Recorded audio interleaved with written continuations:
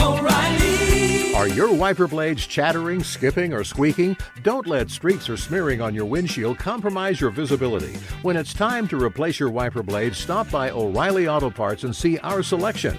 Our professional parts people will even install your new wiper blades while you wait. Stop by O'Reilly Auto Parts today. O'Reilly Auto Parts. There's nothing like snook hook sets at dawn or catching a tarpon in the moonlight. Find your next fishing trip made easy on fishingbooker.com and experience the magic of the Sunshine State or any other destination on your fishing bucket list. Book a blue water adventure in search of sailfish or go snapper fishing with the kids. With over 6,000 captains and trips to choose from, planning your next one just got a whole lot easier. Download the Fishing Booker app on the Google Play or App Store, or visit them online at fishingbooker.com to book your trip today. You ever get that feeling the walls closing in, the concrete jungle suffocating you? You crave some wide open spaces, the chance to connect with nature, maybe in a spot all your own. Well, head over to land.com. They've got ranches, forests, mountains, streams, you name it. Search by acreage. You can search by location. You can search by the kind of hunting and fishing you're dreaming of. Land.com. It is where the adventure begins. Hey, everybody. Welcome to another episode of the Hunting Collective. I'm Ben O'Brien. And this week, we're joined by the great Shane Mahoney. And if you don't know who Shane Mahoney is, stop now and go back to episode number 5 of the Hunting Collective, almost a year ago now, and listen to that episode. Because what that episode will do is color a little bit of who he is, where he came from, some of the important aspects of his early life, and some of his overall philosophies about what we do. What I wanted this conversation to be, and it turned out to be a pretty prolific one, is to be specifically breaking down the North American model of wildlife conservation. And if you don't know about that model, hopefully you do already understand what it is. It's a set of principles that was introduced by Dr. Valerius Geist and Shane Mahoney himself and some others back originally in 1988, but it as Shane will describe, gained steam throughout the following decades. And it's really the principles that guide wildlife management and conservation in the U.S. and in Canada. And it's important. I've referenced it on this podcast many times. I've talked about it on other podcasts and larger platforms many times. And I feel as though this conversation is seminal to how we think about ourselves and our influence on the natural world, and the way that we manage that influence, and the way that we achieve sustainability in all of these things that we do. And so that's what we talked about. We went through the history. Shane has a unique history with the North American model. There's some anecdotes and stories in here that I doubt anyone will ever have heard about how it was conceived and how it was marketed and promoted and normalized. And I'm very excited to have this podcast be where those are seen. So we've broken this up into 2 episodes. This first episode we'll get into the history of the North American model and some of the more important tenets. And then next week, next Tuesday, more will come then. But for now, please listen to the first part of our wonderful conversation on the North American model of wildlife conservation with Shane Mahoney.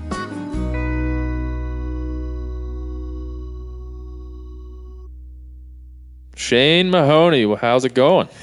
Really well. Here in Bozeman, Montana, enjoying the cold sunshine. It's fantastic. Yeah, I find that like people will complain about the cold, but I find that there's a lot of cold days here. There's blue sky. Oh, beautiful. And the mountains are towering above you, and the sun is out. It's even if it's -5, it still feels wonderful. I love it here, man. I love it. I don't mind the cold. You make it here often? I know you've been here a couple times recently. Yeah, no, I make it to Montana fairly often because I've done a lot of things in this state. I mean, I work with the Elk Foundation, did a lot of things with them over the years. I mean, it was in this state that we filmed The Opportunity for All, the first full exposition of the North American model. That's been so widely distributed. I did television shows, hosted and narrated Boone and Crockett's television show for 7 years, and they're based in Missoula. And now I have a lot of partnerships that are resting in the state in Missoula still with Rocky Mountain Elk Foundation as a major partner. But here in Bozeman, I have the Wall Sheep Foundation and Sitka Gear, Mystery Ranch, etc. So, it's kind of become a little bit of a hub state for me in a sense, and plus it's absolutely glorious here. So that it is. And I've hunted elk here in the past, and I've done some fishing here, and I most likely will be back to hunt elk again this fall. Great. Well, I don't want to leave the people waiting. I want to get into one of the reasons I wanted to chat with you this time. If you're interested in Shane's background, go back and listen to, I believe, episode 5 that you and I did. Oh, it had to be a year ago now. Yeah. It does go back into, how you grew up and your life in Canada and Newfoundland. And a lot of people have made comments to me in the preceding year that was very interesting, that they'd never heard you speaking like that. So go back to episode 5, listen to that. But I want to get into, in as much depth as we possibly can, a couple of things here. But the first one is, you already mentioned it, the North American model of wildlife conservation. It's been something that's come up for me a lot recently, come up for our world a lot recently as we get challenged from within our group. It's something that we've used to push back on. We have this model of conservation. It's been codified, and it's I've heard it described as kind of a look back to the history of conservation in North America, hat tip back to the history of conservation, but also a way to look forward as well, in the same vein. So I want to go through that and maybe start at the beginning. And take us back to the first time you heard this term, where you were and how it started to become what it became eventually when it was launched. Well, I tend to ask very long questions. That's quite all right. I tend to give long answers, so between us, we'll chew up the time. Yes, we will. But first of all, a lot of people, when they hear the term, and even people who use the term frequently, feel or believe that this is a very old term. And that somehow that term was around ever since the movement, if you will, for conservation began. And that's just completely untrue. The term entered the English language around 1988. Before that time, no one had ever used this term because no one had ever attempted to come up with a moniker or a title, if you will, for the system of institutions, policies, and laws and organizations that collectively form the model or the operational approach to conservation in North America. And it was first coined, the term, by a man, a very, very close friend and mentor of mine, Dr. Valerius Geist. And why did he feel it necessary, or what motivated him to come up with the term? Was at that time there was a growing investment on the part of some people in this idea of capturing and maintaining in captive circumstances wildlife in Canada and in the United States, the whole game ranching, game farming industry, which has had its share of notoriety, a considerable percentage of which has been very justly deserved. And Geist, and amongst some others, and of course I was drawn into it as a friend and student with him, pointed out the amazing risks, uncertainties, and unknowns, as well as the known problems associated with keeping wildlife in captive circumstances, selectively breeding them, and doing all of the things that eventually formed the basis of the game ranching business in our two countries. And in particular, we were warning, and he was warning, about the problems of a disease transfer between wild and the captive animals, and not just the diseases that we knew, but it has been a pattern over historical time that under captive circumstances, for many reasons, some of which are not well known, novel diseases arise. And so while he was not predicting a CWD problem, a chronic wasting disease problem, in specifics, he was predicting essentially that phenomenon. The creation of that environment, Yes. per se. Right. And so in these debates, which became very intense, there were critics of his who kept coming back and saying, well, so what? What's at risk? And at one point he said, the entire model of conservation in North America is at risk. And they responded, what model? There is no, what model is out there? And of course, this turned Geist to his computer, where he smacked out, the first real peer-reviewed academic publication on the model. And that, too, is interesting because people have to understand that what's now in general parlance or general discussion amongst us all as hunters, non-hunters, state agency personnel, politicians, etc., did in fact come out of the academic literature. And then I began the effort of popularizing this, bringing it to American audiences and talking about it a great deal. I did that first in 1993 in Green Bay, Wisconsin at a governor's symposium, and virtually no one in the audience had ever heard of the North American model. And through a group of colleagues who worked with me eventually that I met in this country, we started taking sort of a workshop to the state agencies in the United States of America.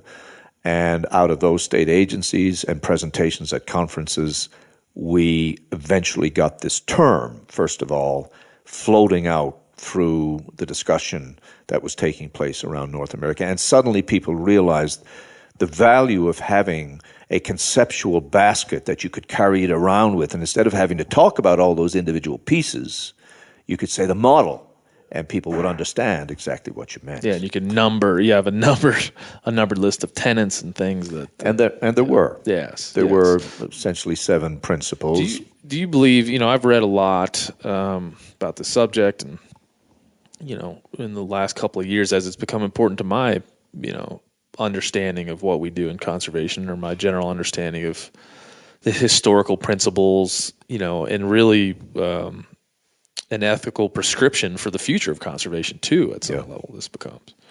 But a lot of people will say it didn't really come to be articulated until the early 2000s. Yeah. Is that the way that, I know you say like in smaller pockets that you start to grow it. It took about a decade, so that would be right. It took about a decade for us to really bring it. I mean, I personally was speaking at every event you could possibly name to talk about this.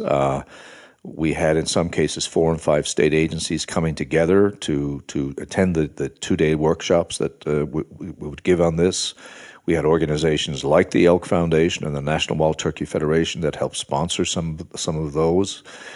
We had individual state agencies such as Arizona, when Dwayne Schroff was director, inviting me in to simply speak to all his staff, everybody from administrative personnel right up the line around this. And that happened on many occasions. And then, of course, others picked it up and they began to talk about it in their agencies, and then they became knowledgeable of it and they went elsewhere and spoke about it. But it's a very interesting point historiographically and from the point of view of having influence. We took a term. I happen to know the man who invented it, and I knew the history of why it came to be. Not very many people will have ever heard that history that we've just shared on your podcast, but that's what happened. But we were able to take it without money, without an organization behind us, without any kind of beautifully laid out plan, just by sheer passion and commitment in recognizing the value of this idea. I gave years to essentially marketing, if you will, the term. Yeah. And now it's out there. It is. And we were talking the other day about, I think in the same room, we were talking about timeliness, right? And, serving up your message when it's ready to be heard. Yep. So what do you think during that time? I mean, obviously we just discussed it. It spans, roughly a 12-year period there, 15-year period until it really got codified and articulated in the public sense of that. What do you feel like it says about that, generally, that decade in conservation? Where was the conservation world? It's obvious to me that it says that they were desperate to see this outlined in some way, or maybe they didn't even know that they needed it, but when they heard it, they knew it was a solution to a problem. So kind of take people through where you feel like the progression of conservation was during that time. Well, I think both things you say are true. I mean, I think both those things are often true generally. There can be a community of interest for an idea that are not aware that they need it, but as soon as they see it, they say, oh, of course, that makes perfect sense. There was also, however, at that time, in the 1980s, it was really when we started to see the explosion of this whole idea of game ranching and exotics being moved in and out. And it was not only resident or indigenous or native wildlife that was being incorporated. People were talking about bringing all kinds of exotics in. And it was happening in a way that was also tied to large money and big agriculture, in the sense, and that opened up a series of conflicts that still reside in this debate space. Conflicts over, okay, who owned them now?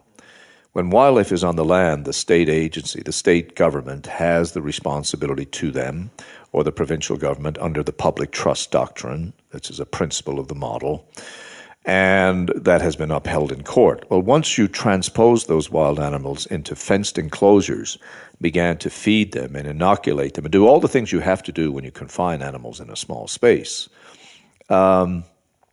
suddenly, debates started to arise over, well, who owned them?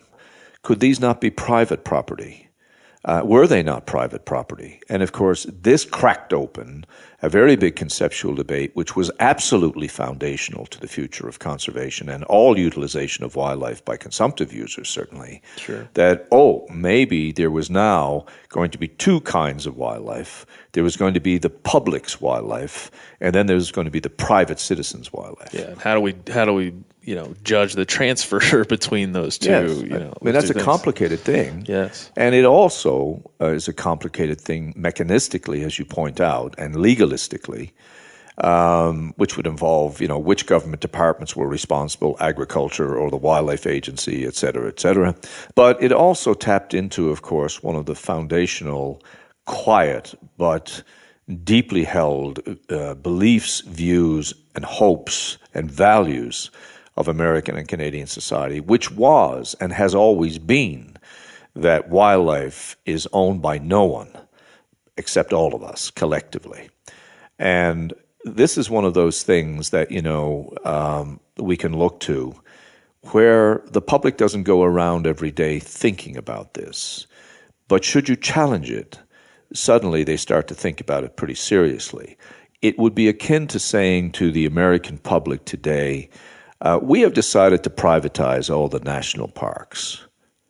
And, even though not everybody is screaming every day about national parks in this country, pretty soon people would stand up. Yeah, we're going to fence off a part of Yellowstone, and those animals will now belong to a certain person or subset of individuals. Yeah. So it really cracked open that kind of foundational debate, and therefore that too was part of the motivation for clarifying, hold on, we have a system. And it's been very successful, and it's been based on these kinds of principles, and private ownership of wildlife was not one of them. So we're not going there. And this became a very vitriolic debate. I mean, there were death threats, and there were a lot of things. This became long before it was as intense in the United States, it was viciously intense in Canada. Yeah.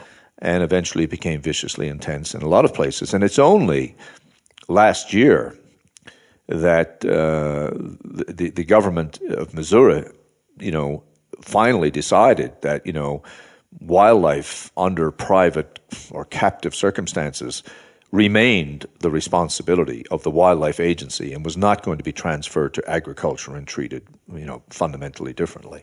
So the debate still rages over this. Yeah, and I think when these fundamental changes occur, or these happenings in our world occur that result in this need for fundamental change or a fundamental shift, it has to take many years for it to settle in, and especially the way our the model prescribes state-run management. Yep. Every state, every region, I'm sure there's some states. I'm not sure if this is true or not, but there may still be some states in this country where there are very few or none at all high fence properties that have privatized wildlife. That is true. I lived in the state of Texas where it is part of the culture at this point. Yes.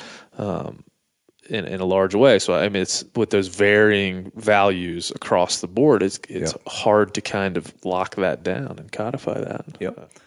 It is true. And of course, what it also remarks, I think, is that,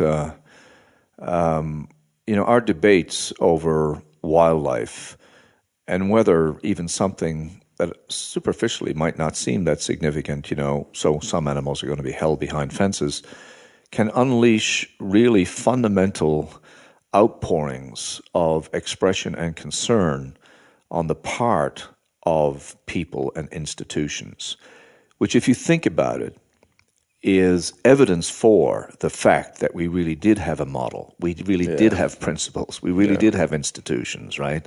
And systems of laws and so on that we had developed over time to safeguard wildlife and to safeguard human engagements with it under a prescribed set of values, ethics, and moral compass bearings that, in general, remain acceptable to people. There were, of course, critics. I mean, I could name you even some high-profile personalities in the conservation world today who said to me when I first started this in the 1990s, "What model? We don't have a model." And they kind of, dismissed it as though the model is what they kind of personally carry around with them, right? But in the end, we succeeded massively. And fortunately, in September of this year, Val Geist and I will come out now with the first full edited volume book devoted to the North American model, which I believe was... it only took 32 years, Shane. Yeah, that's all. In the meantime, there's been a lot of writing about it. There has. But this book will really bring it together. And it's an effort to create a compendium, very carefully chosen in terms of the chapters and so on, that a new student coming in, if they wanted to know what is this thing they talk about, this North American model, they can go and they can understand it.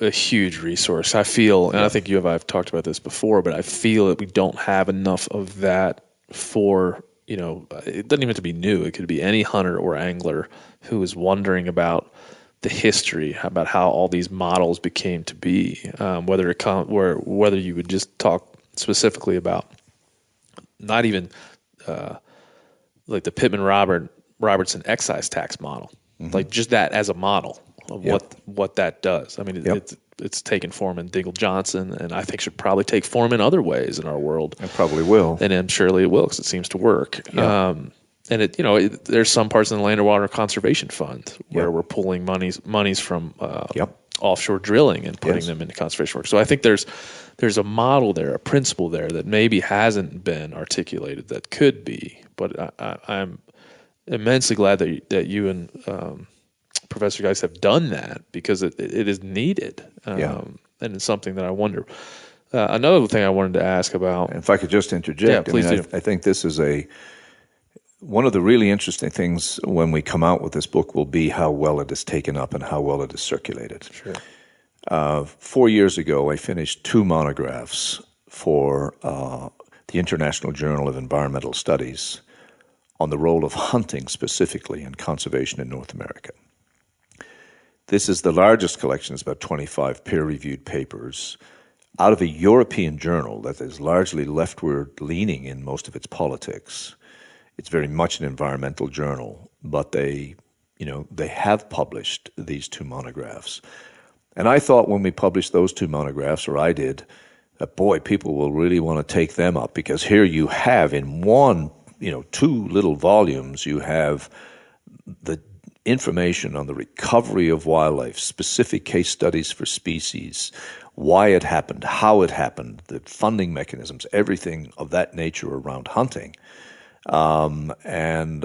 Yet there has been very, very little interest or pickup on those things.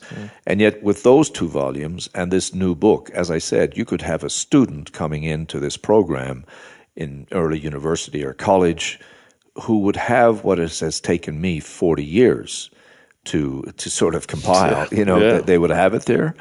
And the hope there was that this would be really taken up and really utilized by laymen, by professionals, by academics, and so on.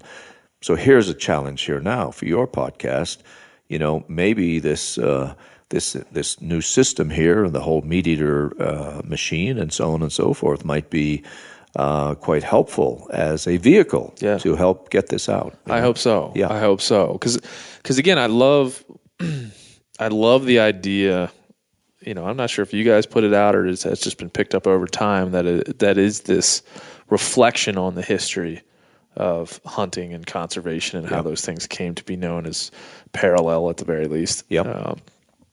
But also this prescription toward the future, as if to say, like, we're currently in what I would say the heyday of success for this model. It's kind of weaved its way in and out of these generations and these decades and remained relevant. All true. And I feel like that's an important thing to me, and to think of it. And if somebody takes one thing out of this podcast going forward, is to think of the model in that way. Think of it as a look back, but also a prescription forward. And that's something very recently that I've come to understand, and that's what I think makes it so important. And what happens there in terms of your point about going forward, Ben? You know, what happens if that isn't workable for the future?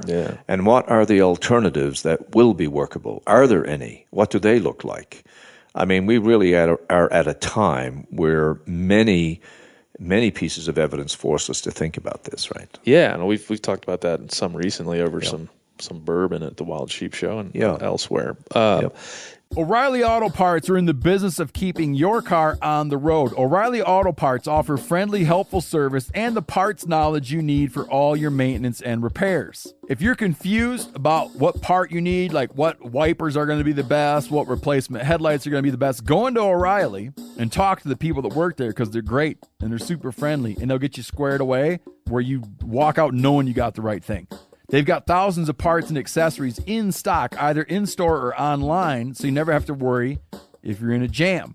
Do you need your windshield wipers replaced? You need a brake light fixed? You need some quick service? They'll help you find the right part or point you to the nearest local repair shop for help.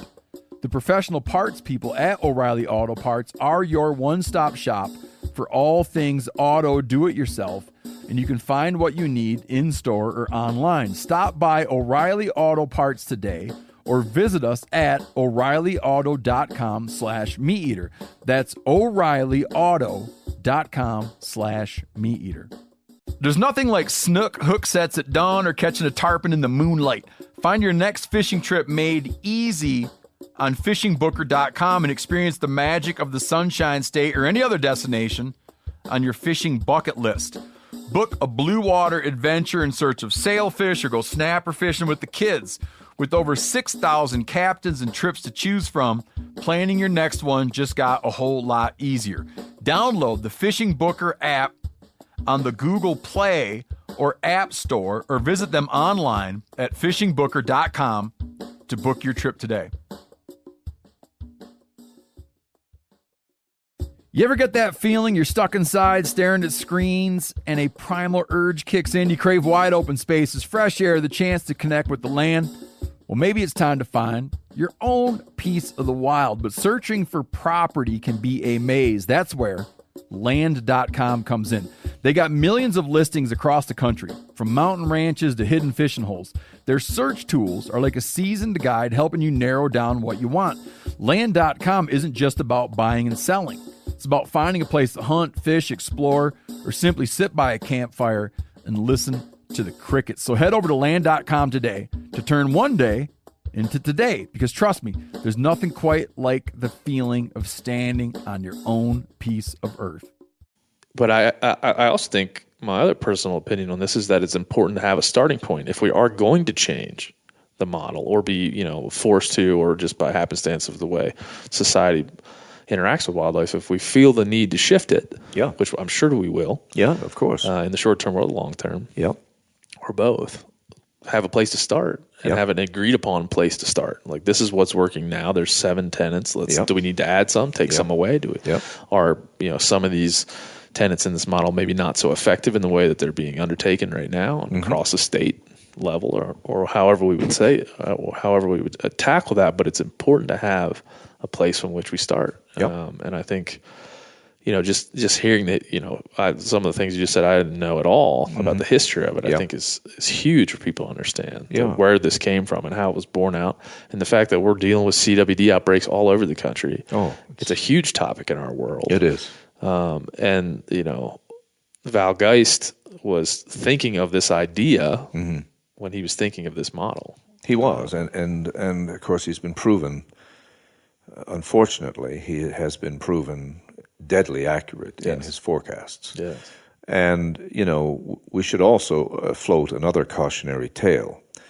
The appearance of this rather strange disease, chronic wasting disease, which we now have found in Norway and South Korea and various other places. So this is moving its way, but it originated here, and it originated in this country, right? It originated in a state not far from here, and so on. This does not mean that we finally set the boogeyman free, because there could be many other things which we are not aware of that are taking place in that disease cauldron that captive wildlife can create. And so while we ponder the implications of what a massive expansion of chronic wasting disease across wider ranges of the species could mean, while we ponder what it would be, what it would implicate or insinuate if we found that disease would jump easily to people, we might also reflect on the fact that as long as we maintain these animals in captive circumstances, we run the risk of brand new problems that have not yet emerged. Yeah, like we were saying earlier, it creates this environment. Who knows what the outcomes of the creation of that environment are, but it's there. And it's kind of always on, always on. It was very interesting. Just one small little further point on that. When I was in charge of wildlife research in Newfoundland and Labrador, we had a strong push then, because every province was being faced with it, as many states were, ideas from local entrepreneurs to raise captive whatever was made sense in that location. And they wanted to bring in, ranch caribou, for example, and I was deadly opposed to this. And they brought in experts from New Zealand, where a lot of this work had happened a long time before, veterinarians and others, and came and had a big debate with the provincial government in Newfoundland and our biologists, myself, and so on included. And I remember one of the things that really tipped over the conversation, because they were forceful in their expression that, we can contain these problems, we have the best veterinarians, we look after the animals, all those things being true, was just before they came to Newfoundland. I was well connected in the literature, and Geist and I were constantly, screaming through and streaming through the literature, looking for problems that were emergent. And just before they came for those meetings in Newfoundland, a strange disease had broken out that was developing lesions on the faces of captive red deer in New Zealand. And they had never seen it before, even though they'd had these animals in captivity and were selling venison as it's marketed, around the world. To this day, And I brought this up in the discussion, I remember, and they didn't expect us to know about it. And of course, the disease was too young for anyone to know exactly what was happening. But it was just another example of how even long-term practices with animals in captivity can continue to generate novel diseases over time. Yeah. You may have just answered that with some of that reflection, but was there a time where you from the time that you first started discussing what this model was and it kind of rising in your mind, that you realized how important it was? Was there a moment that you remember specifically, or a group, series? I do very, very well. I mean, there was, and it was instantaneous. Because when I first read that first paper, and of course I knew that paper was coming out because Geist and I were already sort of together. We were talking about things, and many, many, many things that he and I talked about. And it just struck me as soon as you had this kind of portable, conceptual little library with you now. You didn't have to reach for thoughts and considerations in a discussion or an argument to prove a point or to try and explain why something should matter in conservation. All of a sudden, you could open this little box up, and there in the theater, as the curtain moved out, you saw on the stage all the players, the institutions, the policies, the laws, the funding mechanisms, the idea that wildlife belongs to everyone, the application of science and expertise. You saw it all there, and you could simply look at it as you were sort of explaining that world to somebody. You could do it in a way that the narrative was logical, it was concise, it was contained, and the principles that were embedded in it were, of course, principles that mattered to everyone. So for me, it was virtually instantaneous. I remember the discussions with Dr. Geist at the time saying, normally what happens in a peer-reviewed publication in an academic journal, you might have a readership of 30, 40, 50, 70 people, honestly. Yeah. For those of you involved in podcast and those in social media, they seem such ridiculous numbers. You ask yourself, why would anyone do it? Now, they have other impacts. But my concern, and I was right in that concern, was that if we didn't find a way to sort of take the show on the road with this idea, that it ran the risk of simply being embedded and somebody picking it up 10 years later and say, there was an article published 10 years ago by a guy, Geist, and it's referred to this. I was convinced instantly that what was needed was a roadshow. And I started the roadshow. And I started the roadshow in Green Bay, Wisconsin at the Governor's Symposium on Hunting and Fishing in 1993. When I was my first real invitation to come and speak in the United States, and I laid it on, and that evening, and from that very day, there started a process of people in that audience who came up to me after, people in the Turkey Federation, people who became very close friends and colleagues of mine over time, and we collectively and independently took that show on the road, and that's why we're having this conversation today. Yeah, it's huge. And it's, a relatively, we're not talking 50 years ago here. I mean, we're in the middle of the creation of this thing, I really feel. I mean, sure. Like you say, your book will come out soon. Yeah. So it was obviously just by that fact, we're in the middle of the story being written here. Yes, we are. It's not like we can look back and it's not the turn of the century where we can say, the first conferences or the first this, first that. We're still, close to the first time this was really, I would say, put out there in a way that can be consumed by everybody for all time. Yeah. In that book. Well, let's break down some of the tenets here, because I think we were talking before that I was on Joe Rogan's podcast and we started to break down these tenets. We were talking about all kinds of subjects. As is often the case. As is often the case there. I think we got to Batman or something. Somehow in here got to Batman. Well, maybe we need Batman. Maybe we get Batman in here. We need 10 and 8. We need superheroes. Batman.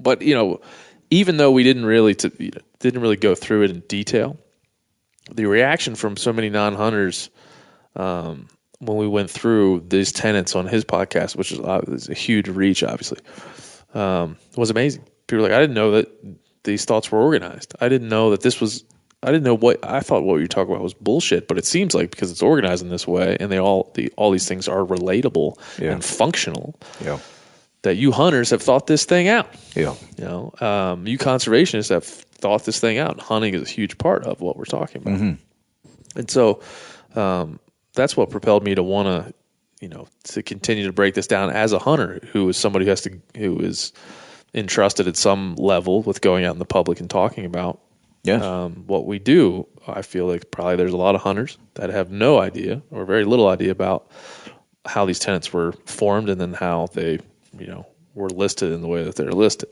Yeah. So let's start with the first one. I don't think you feel like we should read them all first and then go through them, or just go through them one at a time. What's the best way to? Maybe just go through them one at a time, so we don't expect people to remember this big list. This is painful enough to listen to. We don't want to make it any more difficult for them. We should have had a whiskey. Would have been more entertaining.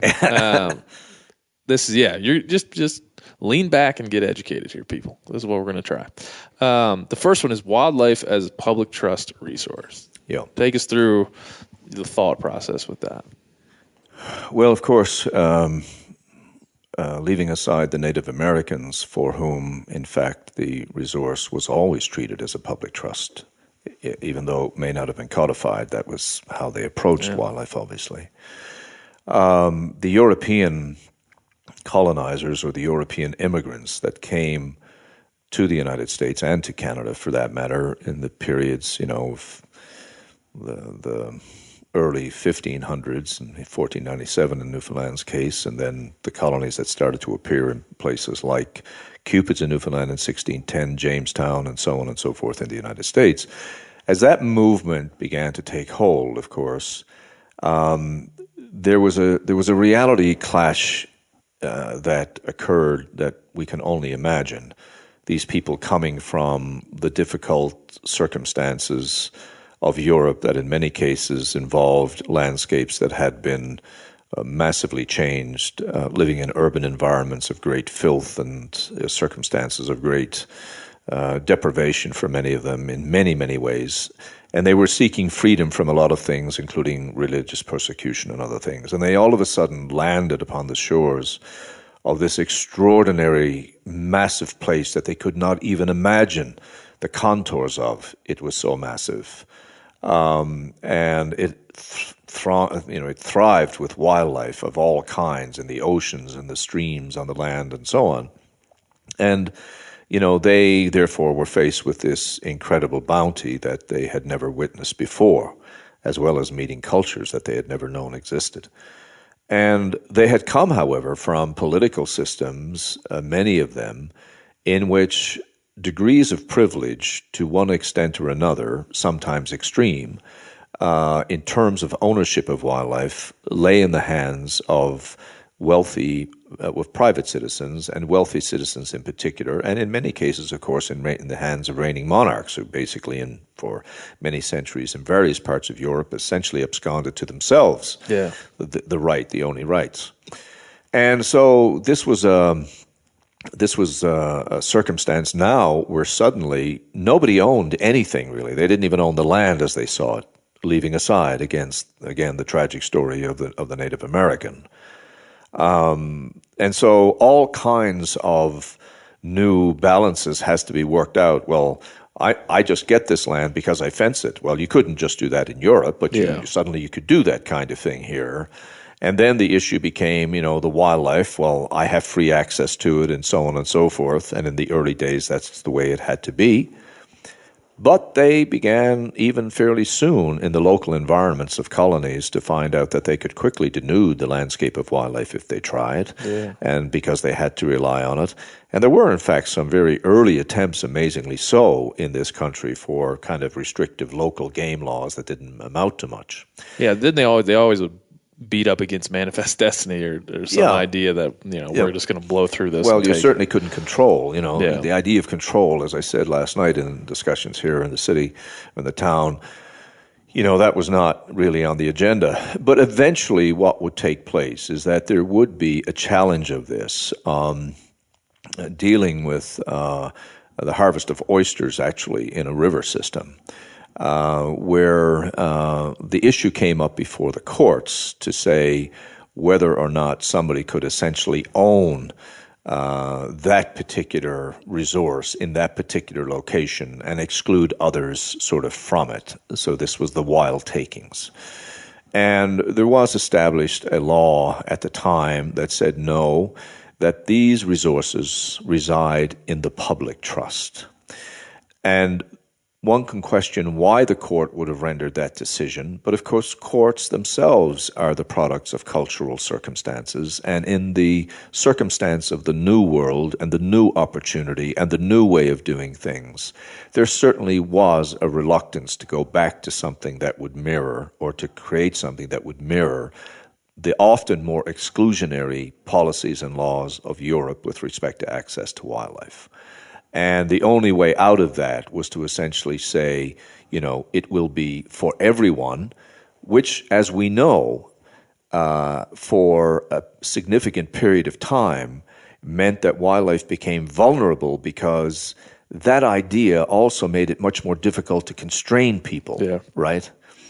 And that eventually is what led us to the point where ultimately the great revolution in how we would deal with wildlife and all the other, fair chase hunting and application of science, other principles you will come to, how they eventually emerged. But the foundational principle of all, and what is considered the most sacred foundational principle for North American conservation, and remember, Canada and the United States joined in this model, which itself is something we might talk about because that was a phenomenon, was that no one owns wild things. And this had precedence in many historical laws, including the idea of res nullius in Roman law, for example, which had essentially say the same thing. It's owned by no one until you possess it, until you harvest it, for example. And there were traceable other issues of law and jurisprudence that the famous case of Martin versus Waddell, which was the case that I refer to in the Supreme Court with Chief Justice Taney residing, that eventually led to the proclamation that this was going to be a public trust resource. There were linkages with Magna Carta, and there were linkages with Roman law. So I'm not saying that they didn't borrow from international institutions and policies, but ultimately they created a system here which really did enshrine this notion that every citizen of Canada and the United States equally owns, although no one really owns, wild things. Yeah, and a complicated idea to explain, right? Yeah, of course. Thing that bangs up against, I own the land, but don't I own the wildlife? Right, exactly. And that's a really important point that you raised there because, of course, private property rights in the United States and Canada, but especially in this country, the United States, have been foundational to the economic stability, growth, and prosperity of this nation.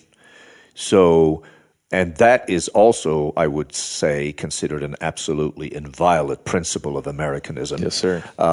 And yet, as you point out, we had to deal with the fact that, okay, I own this land, I've fenced it, I've probably produced it or cultivated it and done all kinds of great things, but a deer pops in or a bear comes in or whatever might come in, they're right there on my land, but I do not own them. Yeah. That's a powerful thing for a country to have been able to lay down in very early days. Yeah. O'Reilly Auto Parts are in the business of keeping your car on the road. O'Reilly Auto Parts offer friendly, helpful service and the parts knowledge you need for all your maintenance and repairs. If you're confused about what part you need, like what wipers are going to be the best, what replacement headlights are going to be the best, go into O'Reilly and talk to the people that work there because they're great and they're super friendly and they'll get you squared away where you walk out knowing you got the right thing.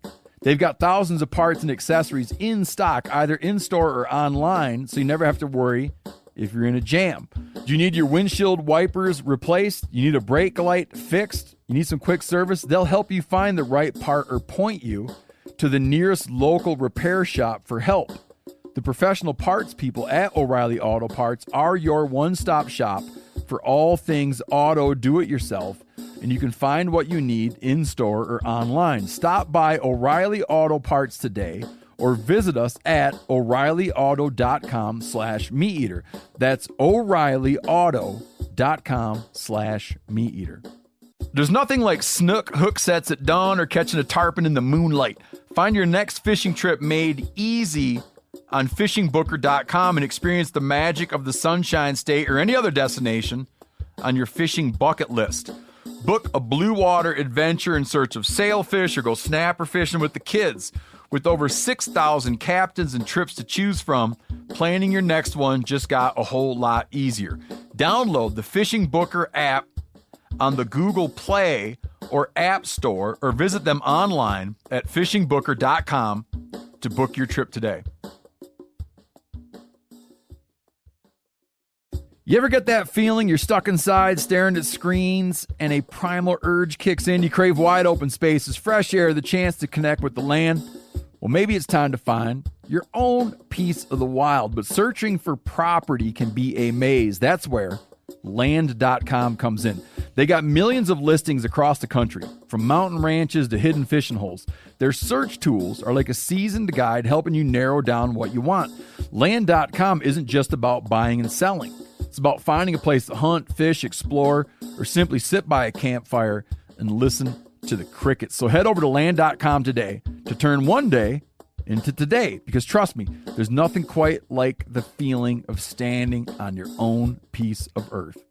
Well, we've seen that in the more all these tenants kind of open up these rabbit holes that we can charge down, but we've seen that in kind of the modern parlance around public lands. Yes. Utah is a huge bastion for pro state transfer, and folks there, Orrin Hatch and among them and others, have called back to the Homestead Act, like it's America's right to go and grab up this land and own it and profit from it, right?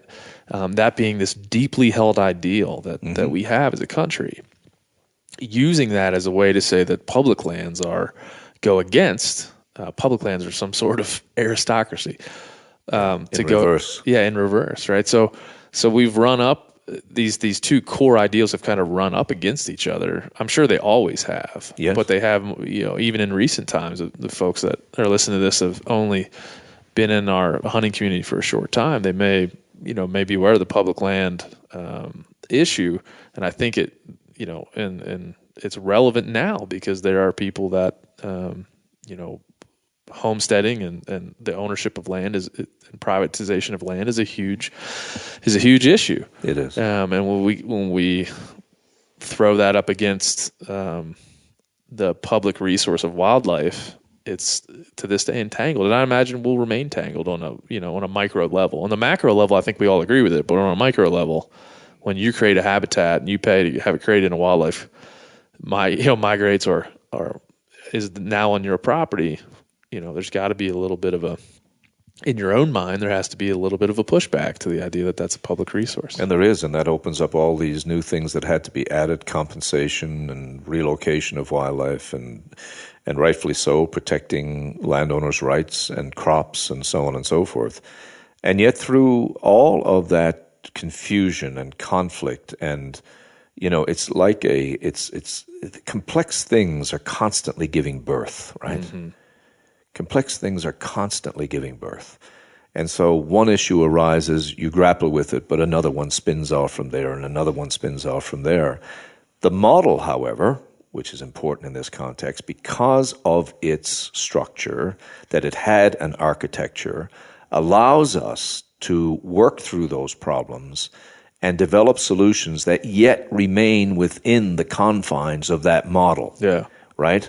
Yeah. So we didn't say, in the case, let's say, of agricultural depredation by wildlife, we didn't then turn around and say, when that became a significant problem, okay, that's an exception to the model. Yes. You own them now, because that's how we're going to deal with that. We didn't. We searched for solutions that allowed us to keep public trust and other principles of the model intact. And a lot of people do not understand that the model's principles were guiding so many things, setting limits on so many other policy and institutional decisions, that we have found our way through and done some amazingly creative things, particularly in this country with things like the Farm Bill and other things. But the policies were developed in a framework that had to consider the architecture of the model. Yeah, that's what we're back to in the beginning, where you set this base, this model, this thing to work within. Yeah. And we will continue to shift ourselves around inside of that model. Yes. But not straying from it is an important, important construct for what we're talking about here. And for us as individuals and us as a collective, I would think. So the next one, and again, these all play well together. The next one is the elimination of markets for game. I think folks are probably more familiar with that just based on, it being common history, market hunting. But take us through kind of the thought process leading to that one.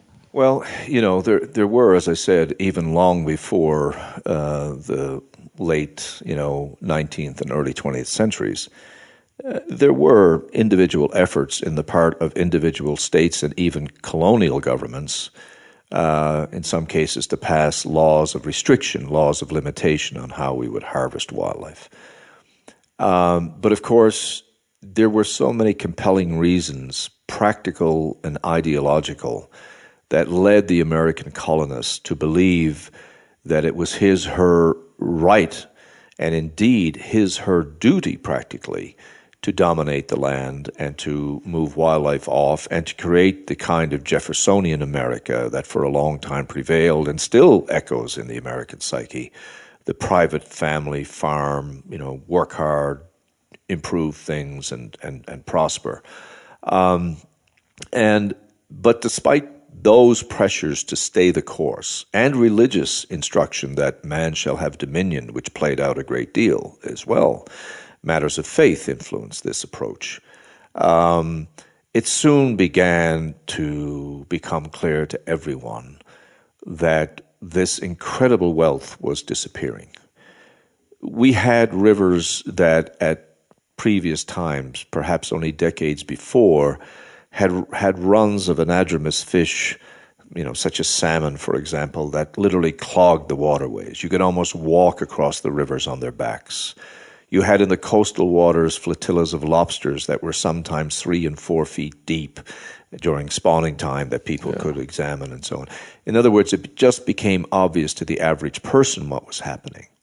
And at the same time, you then had the growth in the eastern cities of, elites who had more time to reflect. The idea of newspapers bringing arguments. So the telegraph began to spread the word through wider regions. And suddenly you had, a couple of really iconic things happened. First of all, you had the passenger pigeon. Certainly the most numerous bird species on Earth at the time. An animal that would form flocks in some cases of a billion or more animals. That would take in some cases 3, 4 to 5 days to pass over a single locale. So a farmsteading family would hear hours before the birds would come, the distant thunder of their wing beats, and then be plunged into essential darkness for days and rained upon with guano that fell in the tons from the passage of these birds and the din of the wind that came from them. These experiences were so strong that they entered the world of mysticism, and people believed, in some cases, fell on their knees and said that they truly believed this was the end of the world. They could not imagine this thing. It was beyond the limits of their imagination. And then suddenly, in a relatively short period of time, they were gone. And then finally it was reported, of course, that the last of the kind, Martha, the last of her kind, died in the Cincinnati Zoo, and they were gone forever. And the second thing, I believe, was the American bison. Yeah.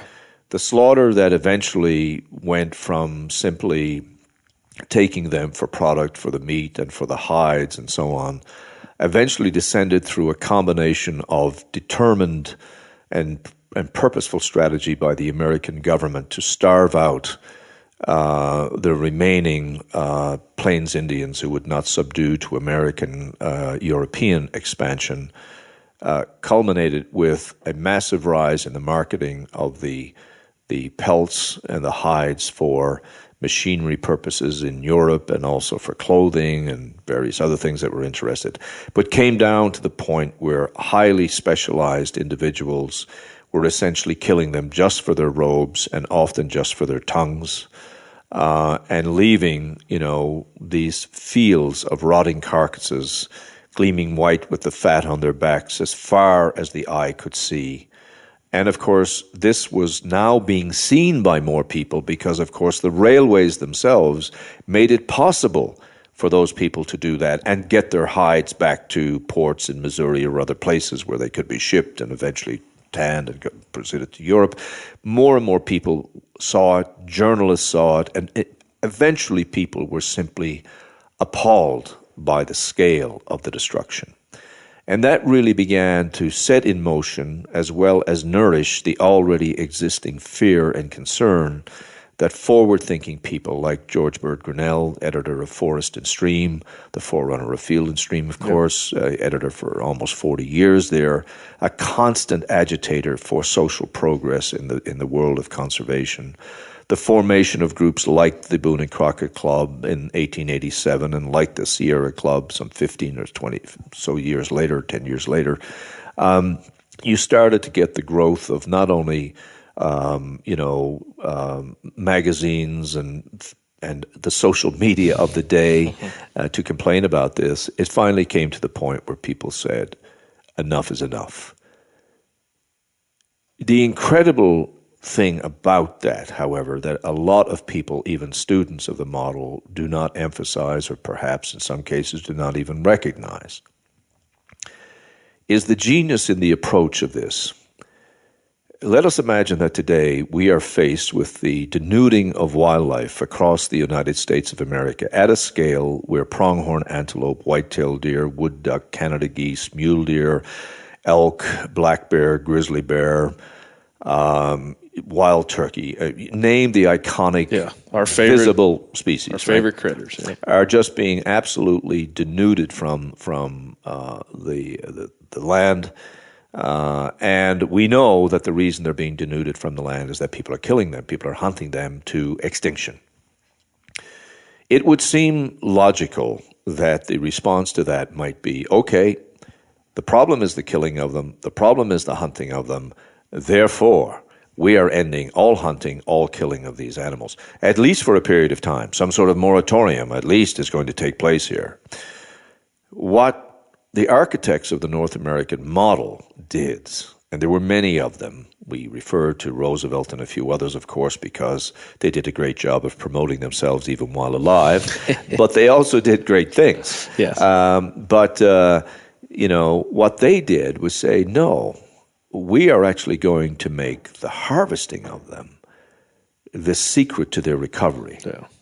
This really was, in my view, an act of genius. Yeah, so the introduction, it could be seen as the introduction of sustainability around the model. Right? It was. Yes. And this is where this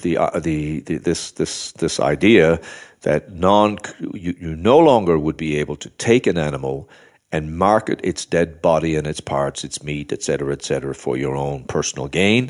So your motivation was not for that.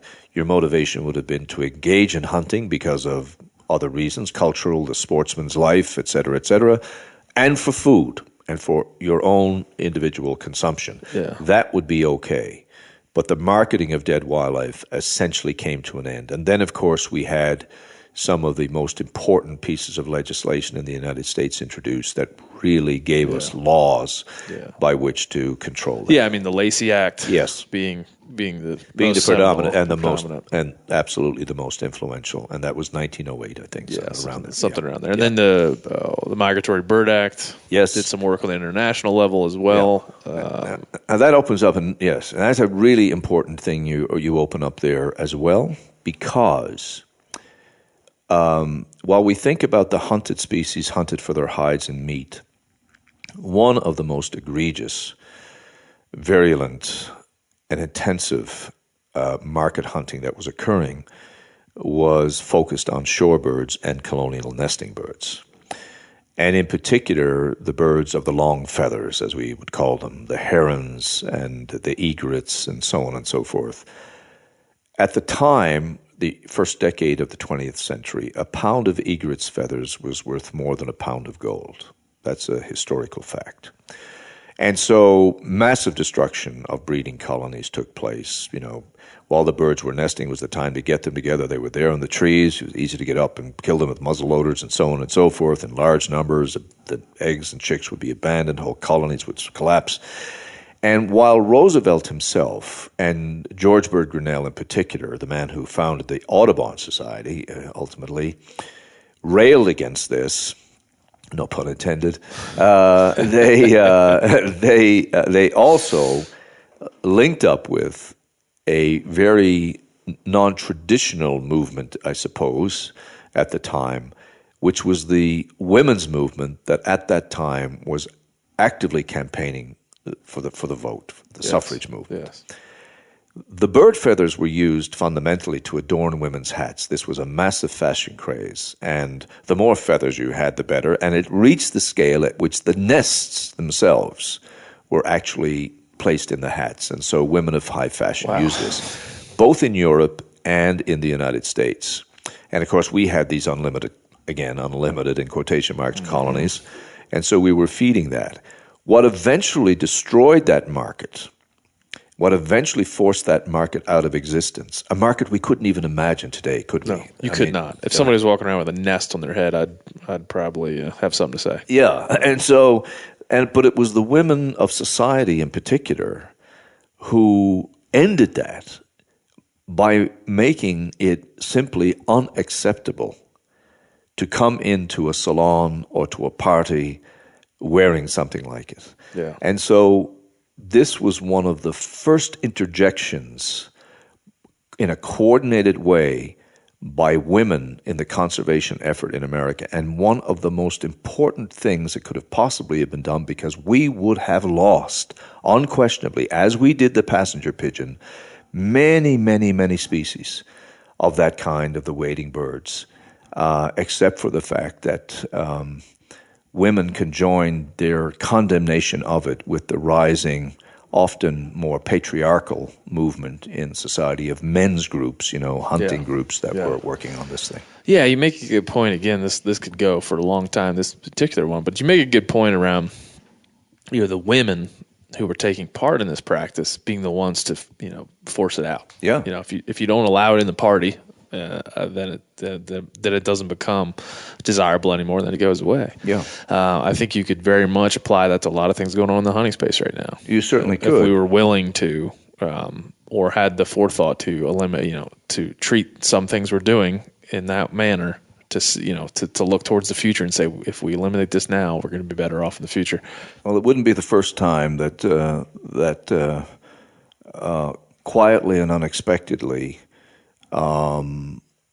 women created almost out of nowhere a forceful movement that really was exceptional, because nobody was supporting it. Yeah. I mean, that wasn't part of the normal channels in society at the time, and yet, I mean, they focused on this problem, and they figured very quickly how to solve it. And they weren't waiting around for laws and legislation to be passed, although that eventually was.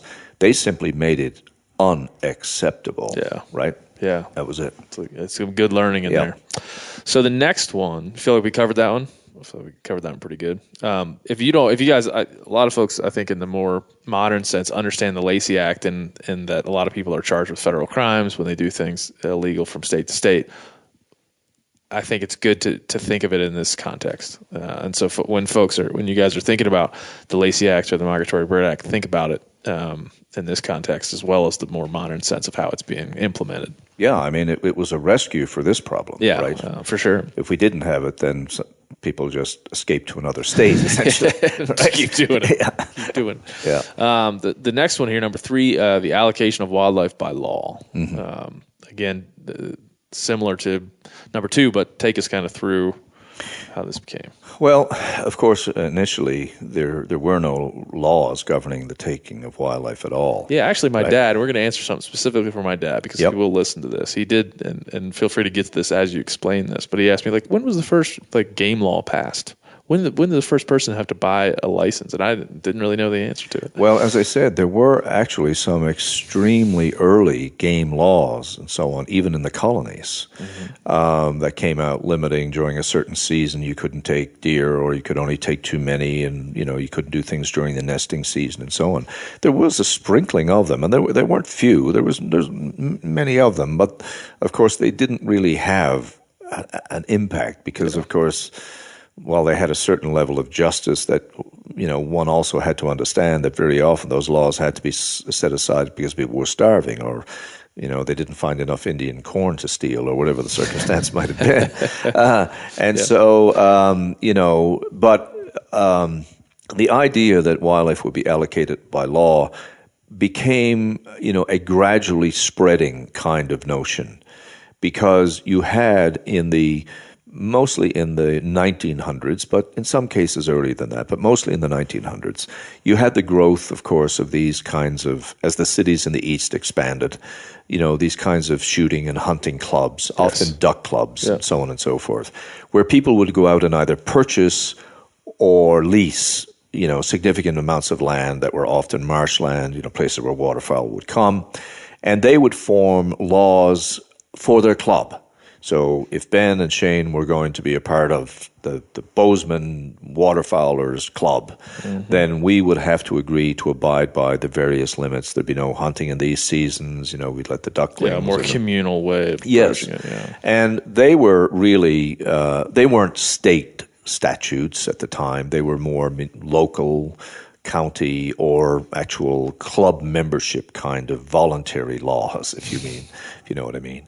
But eventually it clearly became necessary after we started to realize that the excessive take could not be tolerated.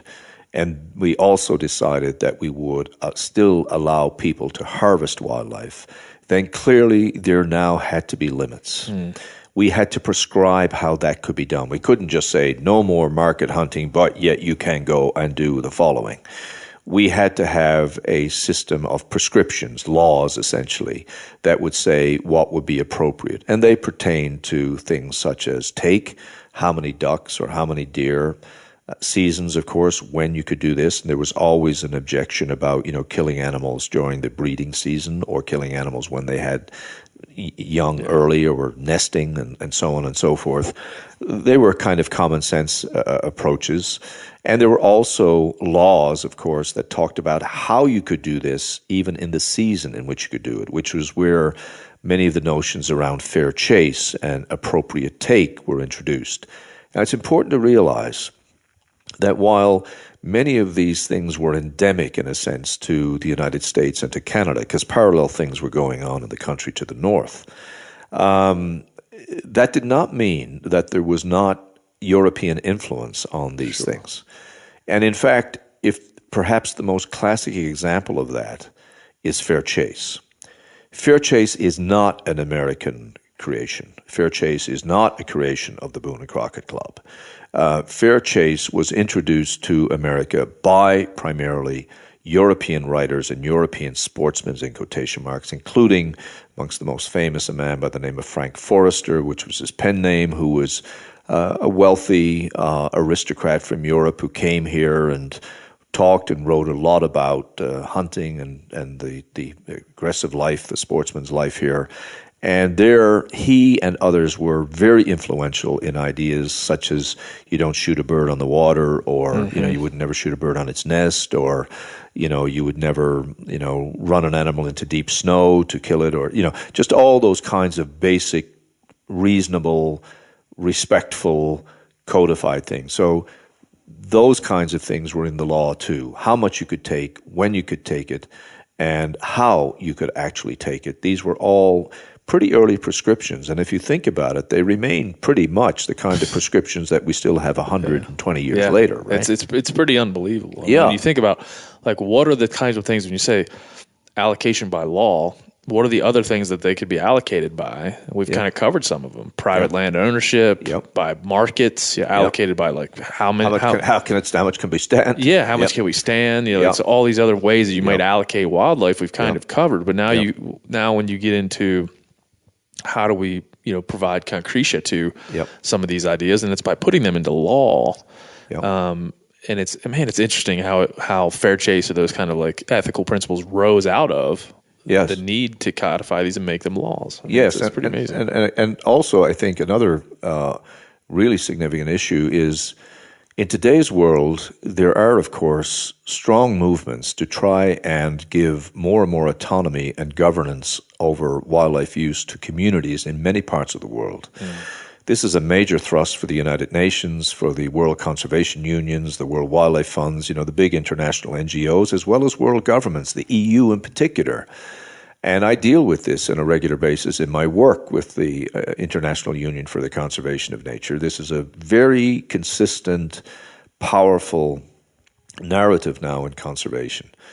And so what is interesting in this regard, as we seek solutions and see great value in devolving wildlife management rights to communities in many, many parts of the world. Interestingly, in the most capitalistic, democratic of nations, the United States, and pretty close follower in Canada, we create the most state-driven, state-operated, state-directed conservation model, right? And so the laws of how it would be done and the laws of no one owns wildlife all protected or moved away from or did not involve the idea of giving over to counties or towns or cities or whatever the right to sort of take over the wildlife in some that's directly. Yeah, we're saying you don't own this. No, because your proximity doesn't dictate your ownership of the thing. But there's a major movement around the world. Indeed, it's viewed as one of the ways of saving wildlife in other parts of the world. We were just covering the hunting for the markhor in Pakistan, and they have this community-based conservancies where these local communities are fighting with each other to get the hunter to come in and give them the money. Which it seems like a strange, but it's still propelling them to maybe the right end. But again, another rabbit hole. But it is, and not all is perfect with that system either, of course. But I think what is really unique is that one of the most robust, longest standing, certainly, and most highly effective conservation mechanisms in the world, in Canada and the United States, is lies completely outside of giving local communities, their own, if you will. Yeah. And I constantly bring this forward in the discussions that, when you talk about this as this community-based resource management approach as sort of the panacea, please remember, you have these two massive countries, in the, between the Pacific and the Atlantic, that ran a very early experiment 100 years ago. It's been working. And it's been working. We're doing pretty good with it. So that's also interesting to point out. And it goes back to the democracy of wildlife and some of those ideas. Yes. That we really do have a democracy of wildlife, and those more international community-based things become aristocracies. Yep. Whether it's by consequence or how that becomes, they become aristocracies because it's a small number of people funding, that are hunting these animals and funding it in a way that just isn't acceptable here, wouldn't be acceptable here. But also, I don't know that they're becoming aristocracies as such, but what is similar to our history is that they have a crisis of wildlife depletion, and they have to search for a solution. Yeah. And we can't transpose ours on them any more than we can transpose, as I tell them, theirs on ours. Yeah. I mean, if tomorrow I came back from, a major global conference and met with lawmakers in Ottawa and in Washington and said, now I think what we ought to do is, really bring community-based wildlife management to the fore in Canada and the United States. I think you and your listeners can imagine what that would do. I mean, there's a hunting, versus values type of idea there. Hunting creates value in that international sense now. Yeah. Whereas here we have the value. The value is here already. It's almost like the value created the privilege of hunting. The value is kind of manifested some way in the hunting in this model in some way. So I think that's another great thing to understand. I think as we break down this model, I think these first three are kind of this is pretty much it. Yeah. I almost would have been we could stop here. Yeah. This simplifies it. But you guys kept going, and I think once you get to the end, you start to realize kind of why. That's it. That is all. Thanks to Shane Mahoney for this conversation. Obviously, this is part one of a two-part conversation that we've had. Remember that. But this part one holds within it a few jewels of the history of the North American model. And I think if I take away from this part of the conversation, the story of how it was conceived. So when we talk about CWD in the modern day, we talk about high fence captive wildlife operations, and we can know that some of those leanings were built into Dr. Valerius Geist's thought process around this model when he first wrote it down. And that's huge. And then also we learn about how Shane help to market and promote the ideas that he helped to codify with Dr. Geist. So a huge piece of the history of the hunting world is covered here.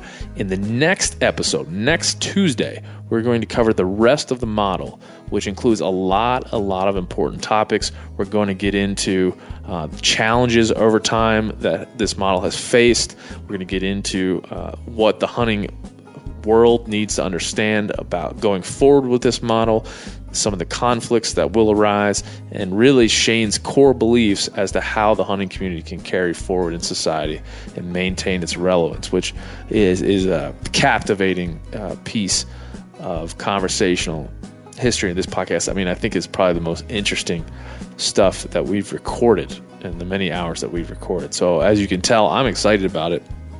And I wanted to cut it up into two pieces for that reason. I think it should be taken in parts and bits and pieces. So we will cut it up and give you the next piece this coming Tuesday. Hopefully you come back for that. What else? Man, we got a lot going on. I'm going to be at the Portland live show. That sucker is sold out. So if you didn't get your tickets, I'm sorry. But if you did get your tickets, I'll be there. And hopefully that adds to your experience. Hopefully you can come hang out, come shake hands, come see us, and then have a good laugh with us during the show. I really enjoy doing the Media Live podcast, and I'm privileged that Mr. Ranella has allowed me to join for so many. I think that's it for now.